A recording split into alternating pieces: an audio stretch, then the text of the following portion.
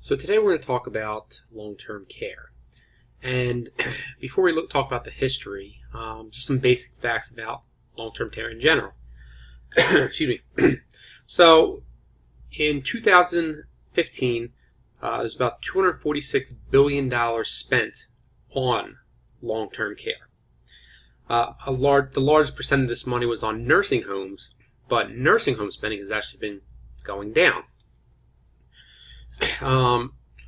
Despite the fact that nursing home comprises the largest portion of long-term care patients or individuals, it doesn't necessarily, it's not as proportional with spending. So there's about twice as many people who are cared for at home given long-term care than are treated in nursing homes.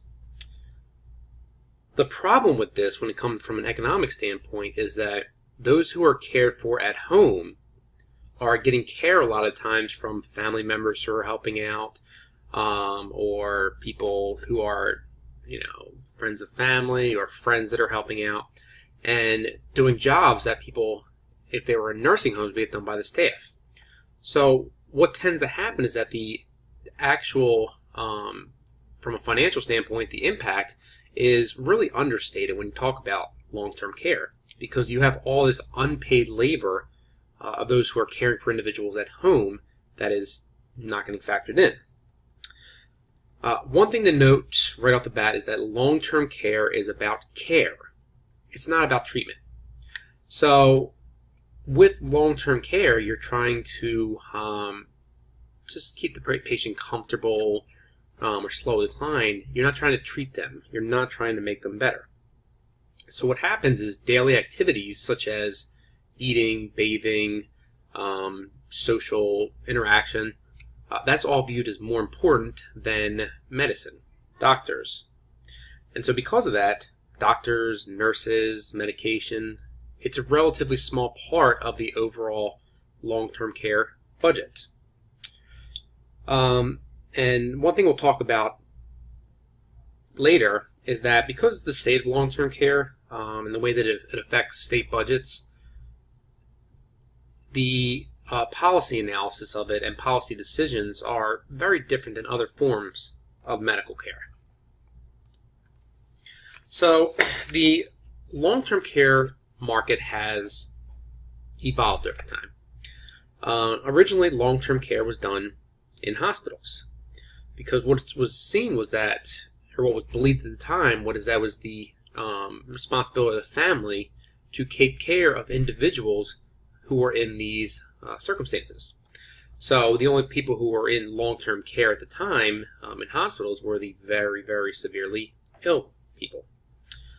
As time went on, however, an important thing happened in the analysis of long-term care.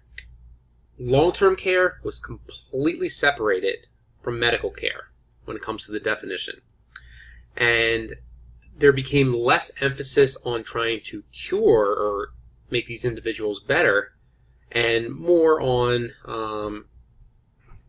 just trying to make them comfortable. Okay.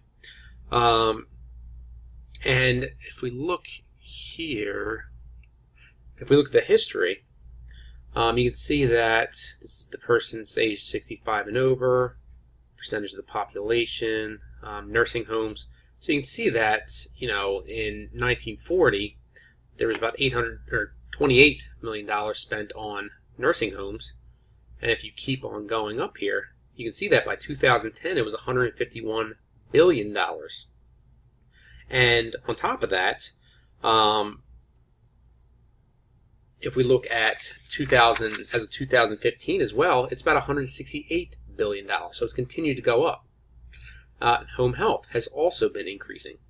So overall, long-term care spending has been going up. Now, why is that? We have an aging population. Okay? You've heard of the baby boomers, the people that were born right after World War II. And what is happening is that now these individuals are hitting their 60s, 70s, okay? And I guess some are in the 80s now. And as this has happened, the population aged 65 and older has become a larger portion of the overall population. So you can see in 1940, 7.2% of the population was at least 65 years old.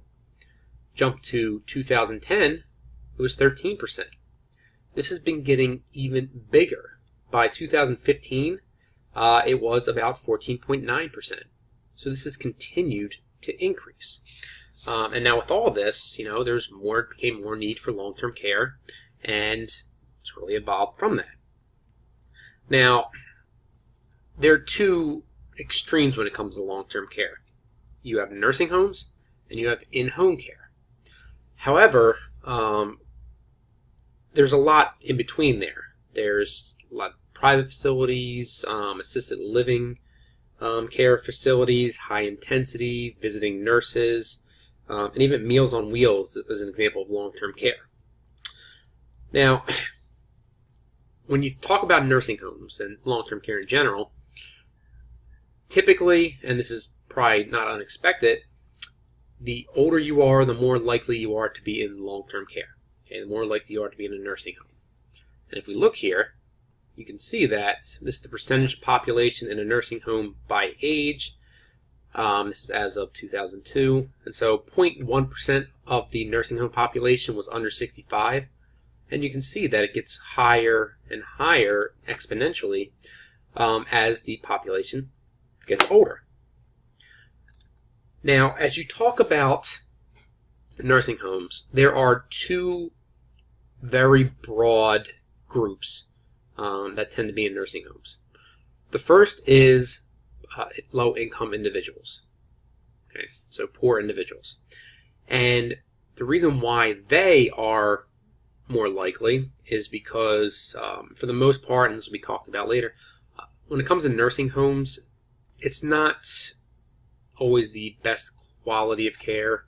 Not a lot of money is put into quality, at least the nursing homes. Like I said, there's a lot of different categories of long-term care, but nursing homes, many of which accept Medicaid, tends to be the case. And so that's the one group, low income. The other group that is most likely to be in nursing homes is women. And a large reason why that's the case is that people tend to need long-term care when it's just them, they don't have anybody else.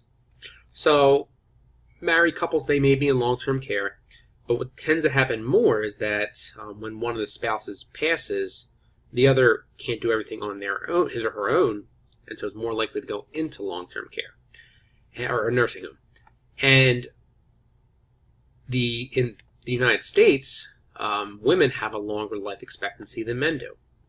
And because of that, women tend to wives tend to outlive their husbands, and because they live longer and their spouses died, they're more likely to go into these. Now, when it comes to long-term care, the problem is, and I mentioned this before, that there's a big division between market and non-market pay. So again, when people are working at home, when people are getting cared for at home, a lot of labor comes from families.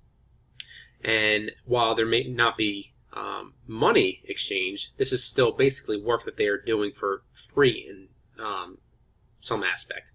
So this is a lot of unpaid labor. And so I mentioned the true costs of long-term care tend to be understated for that reason.